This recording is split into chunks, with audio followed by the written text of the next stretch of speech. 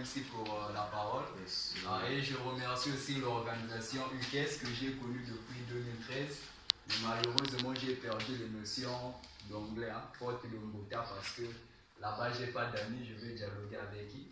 Mais vraiment, pour vous qui continuez à apprendre cette langue, vraiment, je vous encourage. Parce que dans mes 30 minutes, je vais vous raconter quand même une petite histoire concernant l'importance d'anglais. Une fois, c'était à Eni Congo, parce qu'à l'époque, moi, je n'ai pas honte de parler de ma vie parce que c'est toute une histoire que je suis en train d'écrire. Donc, du coup, à Eni Congo, je faisais Sap Sap Me Too au centre-ville. Et j'étais là debout, il y a le chef de poste qui vient me voir. Il me dit, petit, lorsqu'on parle de training, ça veut dire quoi? Moi, j'allais dire, training, il s'agit de la formation.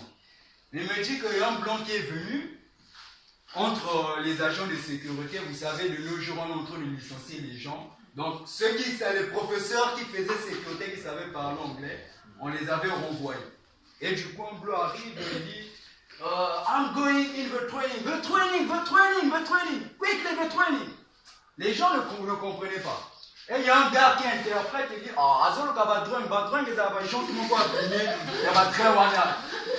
entre agents de sécurité, ils ont dit, parce qu'ils savaient que c'était faux. Maintenant, c'est quand le bleu a fait un geste, voum, voum. Ah, Oluka Kabunyo, ya, voum, voum.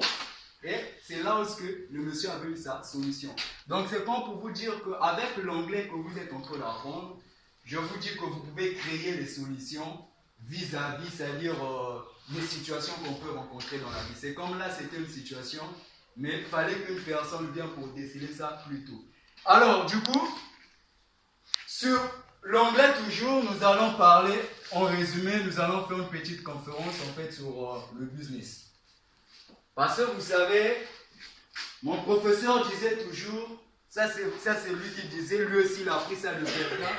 Il dit que, vous savez, lorsque deux Européens se croisent en se serrant la main, ils causent politique. Voilà pourquoi aujourd'hui quand on voit le côté francophone, c'est beaucoup plus la politique et c'est beaucoup plus avec la politique qu'on croit changer le monde.